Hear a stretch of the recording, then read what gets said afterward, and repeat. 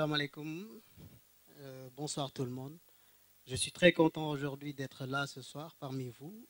Je vous remercie de votre temps qui est si précieux et je remercie au passage toute l'équipe d'EXP de m'avoir donné cette opportunité justement de vous présenter mon histoire ce soir. Et je pense que cette histoire sera une histoire qui va être intéressante et qui pourra inspirer bon nombre d'entre vous. Alors, je m'appelle Abdoulaye Ndao. Donc, je suis Ndao Kounda, Saloum Saloum. Donc, on nous appelle les Ndao Kounda Beleb Ndoukoumane Sa Aram Faha.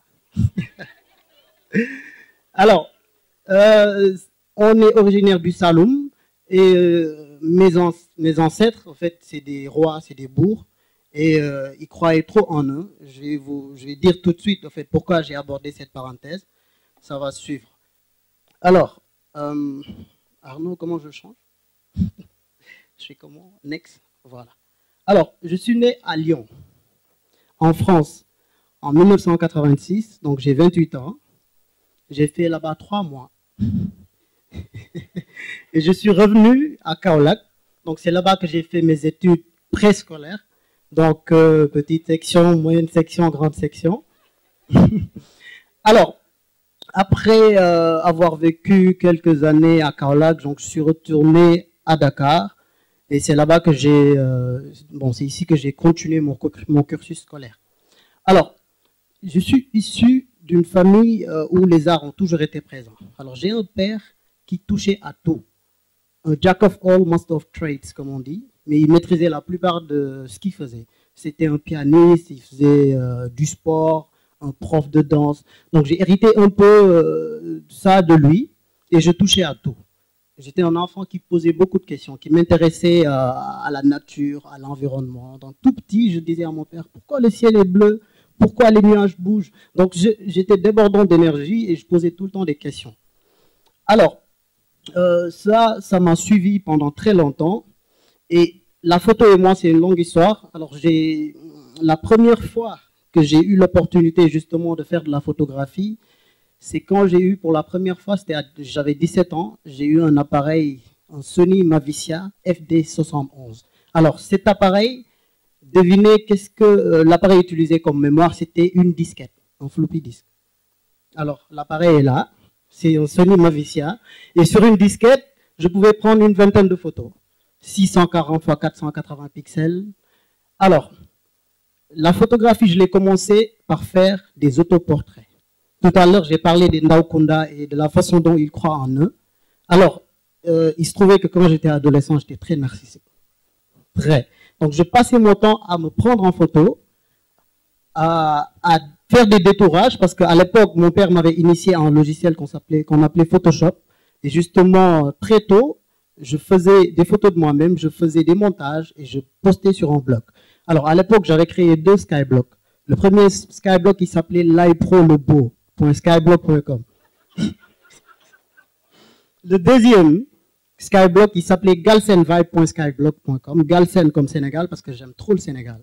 Et Vibe comme Vibration. Et sur ce dernier blog, justement, je passais mon temps à faire des montages, à les poster, du genre Sénégal, le petit bonhomme qui représente le Sénégal. Donc, en fait, la photographie, au début, c'était juste ça. Sur le blog était très célèbre parce que ça ne courait pas à Dakar de voir un petit bonhomme qui utilisait le logiciel Photoshop, qui faisait des retouches, etc.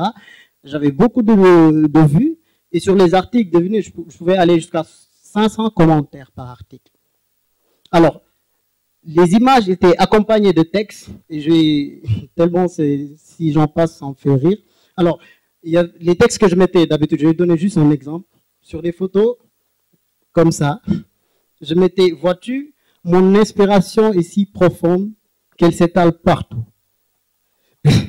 C'était des textes comme ça, la classe dans la passe, là où je place, je laisse mes traces. En fait, c'était basiquement ça. Le Sénégal, je passais mon temps j'étais vraiment dans ma bulle, quoi. Vraiment. Le blog, il était célèbre et j'avais des demandes de montage partout, j'avais des amis de France. Mais je me sentais bien sur ce que je faisais. J'étais très passionné parce que, justement, j'avais trouvé quelque chose qui me tenait à cœur. Et, justement, c'est à travers ce blog que je l'ai fait. Alors, un jour, je pars sur Internet, je fais des recherches parce que j'aimais bien les fonds d'écran. Donc, j'ai tapé, comment dirais-je, Brooklyn Wallpaper. Et quand j'ai tapé Brooklyn Wallpaper, j'ai vu de très belles photos de Brooklyn avec le pont. C'était extraordinaire. Alors, je continue mes recherches. Je fais New York Wallpaper, New York by Night. Je vois de très belles photos. Je poursuis mes recherches. J'ai vu des photos du célèbre Joe McNally, un photographe anglais qui m'a beaucoup inspiré. Et à ce moment-là, je me suis dit, mais tiens, est-ce que ça existe chez nous? Je continue mes recherches, je fais Sénégal. Et quand je recherche Sénégal sur Google, je vois des femmes au village. Je vois des talibés. Je vois des enfants malades. Et j'étais vraiment très triste. J'ai continué les recherches. Je fais Dakar Wallpaper, mais imaginez ce que je vois. C'est le rallye Paris-Dakar. Le Dakar que j'aimais, parce que moi, je jamais observé. Le Dakar qui est très belle à mes yeux.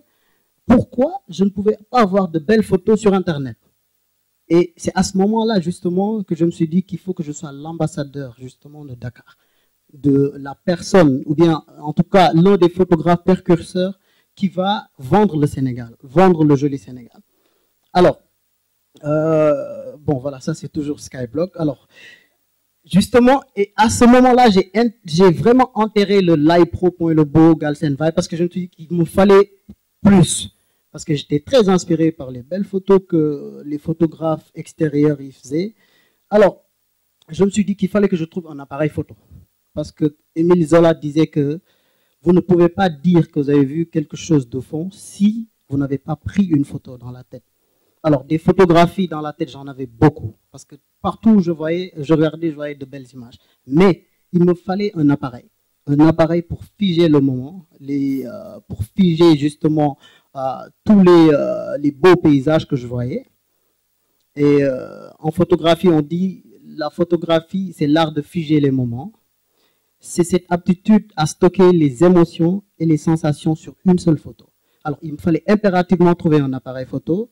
À cette période, justement, je faisais un stage de fin de mémoire. Je devais rédiger mon mémoire à l'ISM et je devais créer justement un site d'automatisation des réclamations. Alors, j'avais un stage et j'étais rémunéré à 50 000 francs CFA. Il me fallait trouver un appareil. J'avais mis de l'argent de côté de mes montages photos parce qu'à l'époque, je faisais des flyers, on me payait 15 000, des fois 20 000.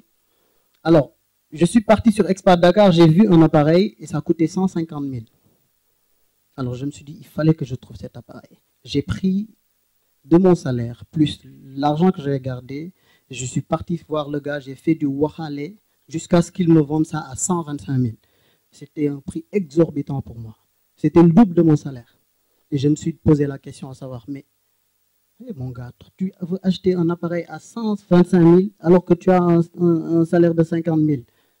Je me suis dit, j'étais trop passionné, j'étais débordant de passion et je voulais me procurer cet appareil. Alors quand j'ai eu l'appareil, j'ai aussitôt téléchargé le manuel et je l'ai lu la nuit.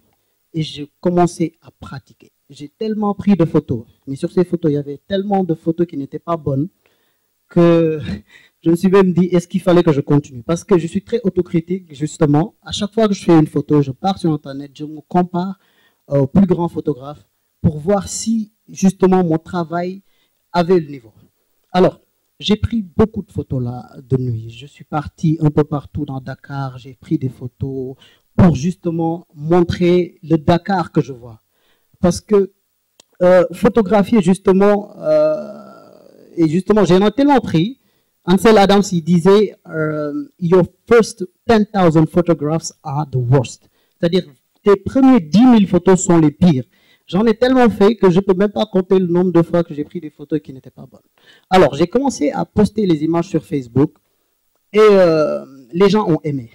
Les gens commencé à donner des commentaires positifs. Alors, je continue toujours de prendre des photos. Cette photo, ça me rappelle beaucoup de choses parce que c'est la première fois que j'ai raté la rupture du mois. C'était le mois de Ramadan. Je n'ai pas pris le ndogu. Pourquoi? J'étais à Gorée. Je devais voir un client. Alors, quand je suis venu, j'ai vu le coucher de soleil qui était excellent, magnifique. Alors, je suis resté là-bas parce que j'avais appris de nouvelles techniques sur Internet et je voulais les mettre en pratique.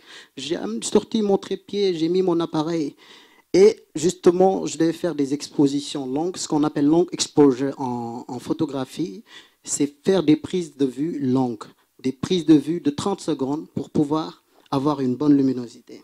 Alors, j'ai pris beaucoup de photos et je regarde la montre, il fait 19h50 ou 20h comme ça. J'ai dit, j'avais complètement oublié de couper et j'ai raté mon rendez-vous.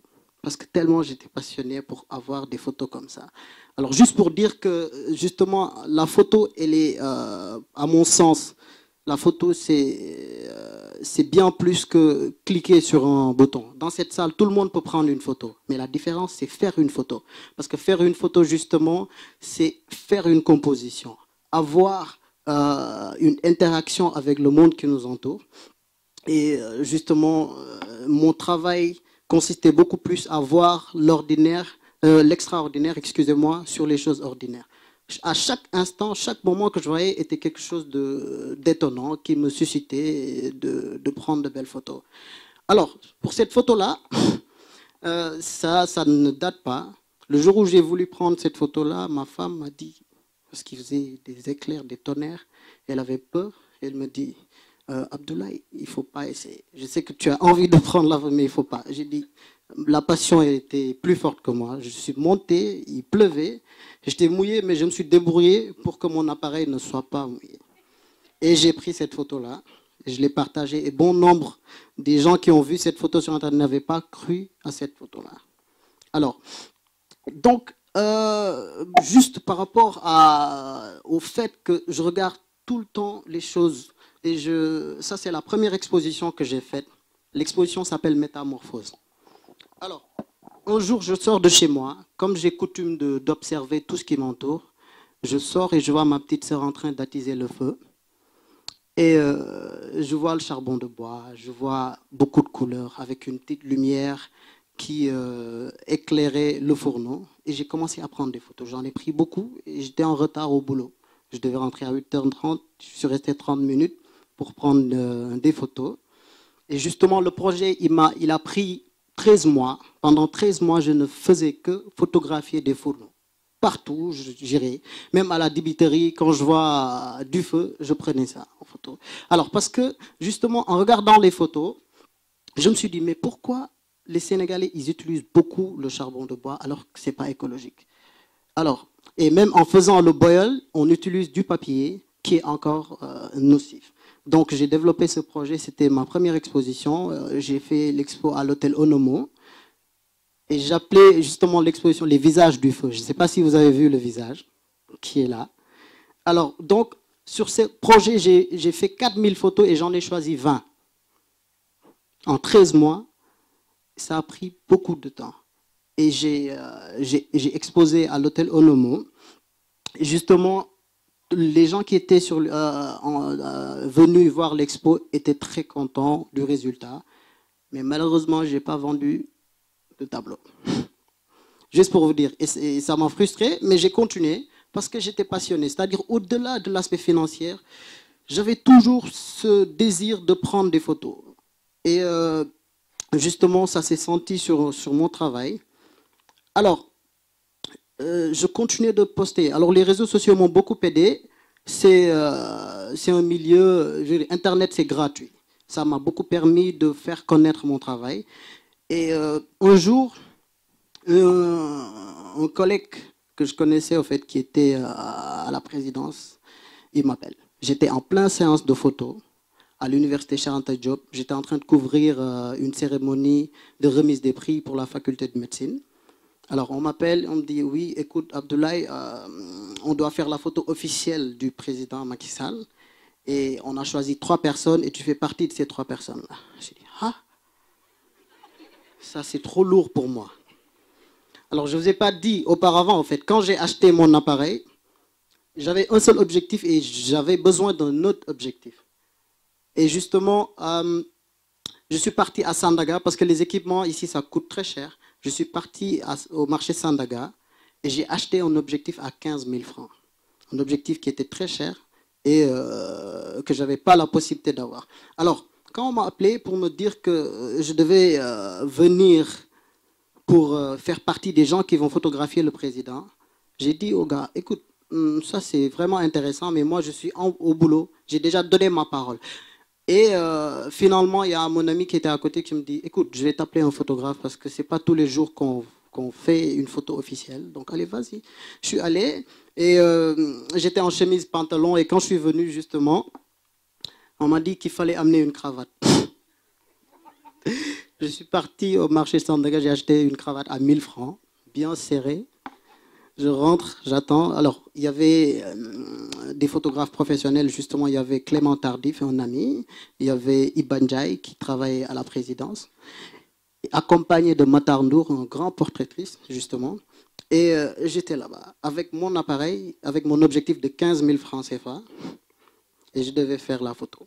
Alors, le président, il était très occupé, c'est-à-dire il nous a donné que 10 minutes. C'était la plus petite séance, la plus courte séance que j'ai jamais faite. En 10 minutes, j'ai fait 30 photos et les 15 premières photos n'étaient pas bonnes. J'avais peur. Alors j'ai tellement malmené le président, je l'ai fatigué, monsieur le président, la cravate, oui, il faut bien serrer, etc. Alors que après, quand on a fini la séance, monsieur Bruno Diatta, il m'appelle, il me dit, Boy Kafi. Il me dit, mais toi là, tu as trop malmené notre président. Il est même fatigué. Alors, aussitôt rentré chez moi, j'ai passé 5 heures de temps à retoucher les 12 photos, les 15 dernières photos parce qu'elles étaient bonnes. Et j'étais satisfait du résultat que j'avais. Donc j'ai travaillé toute la nuit sur les photos et je les ai envoyées en me disant que, écoute, même si on ne m'a pas choisi, j'ai au moins vu le président et je l'ai photographié. Et c'était intéressant pour moi, sachant que je ne faisais pas de la photographie un métier. C'était juste une passion. Alors, 2 semaines, 3 semaines après, j'ai beaucoup attendu. On m'appelle pour me dire que ma photo a été choisie. Et j'étais très content. Et moi qui aime tant le Sénégal, faire la photo, excusez-moi, officielle du président, c'était quelque chose vraiment qui avait un sens pour moi. Et je vais juste switcher par rapport aux difficultés que j'ai eues, justement, avant même la photo là. Alors, vous savez, au Sénégal, être photographe, c'est très difficile. Aujourd'hui, ça fait partie des difficultés que j'ai eues. La première chose, le premier challenge, je vais skipper ça et je vais revenir sur ça. Le premier challenge, c'était de pouvoir montrer aux personnes qui m'entouraient que je ne faisais pas de la photo vite fait, que je faisais de la photographie artistique. Alors, mon père, il est très perfectionniste. Un jour, parce que sur Facebook, j'avais beaucoup d'amis, etc. Un de mes amis devait se marier et sa femme a insisté pour que je prenne les photos de mariage. J'en ai jamais fait. Et il a insisté, j'ai fait les photos, ils étaient contents, j'ai fait de très belles photos. Alors, ils m'ont demandé de faire un album, d'imprimer un album. Alors, j'ai imprimé l'album et je l'ai mis dans ma chambre pour les ranger. Mon père, il passe, il voit des photos étalées. Il dit, mais tiens, c'est quoi ça? Il revient, il me dit, Abdoulaye, c'est toi qui as pris ces photos-là? J'ai dit, oui, papa. Et comme si j'étais très content pour qu'il voit, qu'il regarde la qualité des photos, il me dit, toi, vraiment, tu me déçois. J'ai dit, ah. Il me dit, tu as fait ton master en communication d'entreprise, tu as fait ton bachelor, et tu n'aspires à rien sauf faire de la photographie de Ngende. De la photographie de Ngende de mariage. C'était très dur pour moi, parce que je savais justement que je ne faisais pas de la photographie Ngende, mais il me fallait convaincre le papa pour lui faire comprendre que justement, ce n'était pas que des photographes de Ngende. Mais je comprenais sa position. Parce qu'au Sénégal, si vous dites que vous êtes photographe, on pense automatiquement justement aux photographes qui viennent dans les cérémonies, qui vous forcent la main, qui vous prennent des photos, qui vous les vendent à 500 000 francs, que ça soit une belle photo ou pas. Donc lui, il ne voulait pas, en fait, il aspirait à autre chose, il aspirait quelque chose d'autre, en tout cas pour lui, à son fils. Donc quand il s'est rendu compte que j'ai fait la photo officielle du président et que à chaque fois qu'on était ensemble et qu'il regardait des panneaux, je lui dis, tiens papa, ce panneau publicitaire, c'est moi qui l'ai fait. Il a compris que ce n'était pas la même chose. Que justement, cette photographie que je fais est différente justement de ce qu'il pensait. Alors, les autres difficultés de la photographie, c'est que vraiment ça prend du temps. J'ai fait la banque d'images de King Fahd Palace. On a fait des photos des hôtels, de l'hôtel, du restaurant, etc. Et je me suis retrouvé avec 2000 et quelques photos. Donc, je vais vous dire un peu les steps que je dois prendre pour avoir le produit fini. Je dois faire l'editing. L'editing consiste à regarder les photos qui sont de bonne résolution, qui ont une bonne composition, parce que c'est des photos hôteliers, l'exigence était très élevée. Il faut respecter les normes architecturales, etc. Il faut en tout cas avoir de belles photos. Alors, j'ai 650 photos sélectionnées. Chaque photo, les retouches me prend 10 minutes. Ça me fait 6500 minutes. Et ça me fait 4 jours. Je suis resté 4 jours à retoucher les photos de la banque d'images de King Fahd Palace. Je pouvais les livrer comme ça. Elles étaient déjà bonnes. C'était une bonne exposition avec une bonne couleur. Mais je m'étais dit, vu l'exigence, elle est élevée, moi aussi je dois me donner davantage. Donc j'ai voulu que le client soit content.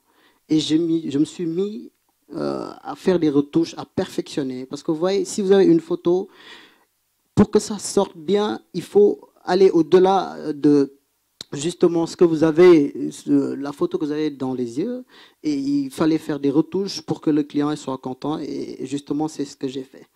Alors, j'entends Astaghfirullah déjà. Alors, je vais vous dire, j'aime la photographie. Vous savez pourquoi? Parce qu'avec la photographie, j'ai une arme. J'ai une arme qui me permet de montrer la réalité comme je le sens. La photographie, l'inexactitude n'existe pas dans la photographie. Toutes les photos sont exactes et réelles. Mais c'est une réalité très subtile. La réalité est tellement subtile qu'elle devient plus réelle que la réalité. Je m'explique. Alors, cette photo, c'est une photo d'épaule. C'est des épaules comme ça. Alors, c'est des épaules. Alors, un jour, j'étais par terre, j'étais couché, et il y a mon cousin qui était couché à un niveau supérieur. Il avait fait comme ça. Il est très musclé. Et quand il a fait comme ça, je me réveille, je vois, et ce que je vois, ça ressemblait à des fesses. Ça ressemblait à des fesses. Et je vous dis, quand je prends une photo, le moment que je suis en train de vivre, c'est ce que je veux c'est ce que je veux, comment on appelle, transmettre aux personnes qui regardent la photo. J'ai vu, ça ressemblait exactement à des fesses. Alors, je me suis dit, écoute, je vais prendre mon appareil, je me recouche, je regarde, ça ressemble toujours à des fesses, je prends la photo, je poste sur Internet. Et les gens, ils commençaient à dire, oh. Donc j'ai vu beaucoup de commentaires, et j'ai mis la photo avec les descriptifs, j'ai dit que c'est des omoplates, c'est des épaules. Juste pour vous dire que quand on fait des photos, justement, c'est vraiment mettre sur la même ligne de rive la tête, le cœur et l'œil. Il faut avoir une bonne vue, une bonne vision. Et justement, j'aime bien ça. Ça, c'est des photos conceptuelles que j'ai fait. Alors ça, c'est une autre photo que j'ai fait pour le 8 mars. Alors ça, beaucoup de femmes qui ont déjà eu d'enfants seront très contentes de voir cette photo. Alors, pour rendre hommage aux femmes, tout le monde, non mais je veux dire, tout le monde montre les femmes, ou bien, je veux dire, les femmes qui sont, pour dire oui, on est content de vous. Moi, j'ai décidé de prendre un homme et de le mettre en situation pour dire qu'il faut respecter nos moments. Alors, donc c'était... C'était le même concept. Voilà. Et voilà, les outils. Aujourd'hui, je vous dis, les réseaux sociaux m'ont beaucoup aidé. Internet, c'est gratuit. Juste quelques anecdotes. Mes 2 boulots, je les ai eus via Internet. Au moment où mes amis ils utilisaient Facebook pour envoyer des messages entre eux, moi, je mettais ma passion. Je mettais mes photos tout le temps. Mon premier boss, il m'a vu sur Facebook, il m'a débauché. Mon deuxième boss, pareil. Il m'a débauché via Facebook. Pour vous dire que c'est des outils qui sont très intéressants aujourd'hui. Je suis sur quasiment la totalité de ces réseaux sociaux, sur Instagram, sur LinkedIn, sur Twitter, etc. Et donc, vraiment, ça c'est mon site internet. Et comme je vous ai dit que je suis très autocritique, j'ai attendu 5 ans avant de lancer mon site parce que je m'étais dit que je n'avais pas assez de contenu. Mais quand j'ai lancé ça, une semaine après, j'ai eu 1000 partages. C'est-à-dire les gens, ils ont aimé le contenu. Et aujourd'hui, je suis fier de dire que je suis photographe et directeur artistique parce que la plupart des panneaux que vous voyez sur Dakar, je fais partie des photographes qui ont fait ça. Et comme on dit au Sénégal, on dit chance, mon gun licence. Oui, c'est vrai, il faut avoir de la chance. Mais je dis, la chance ne sourit qu'aux esprits bien préparés.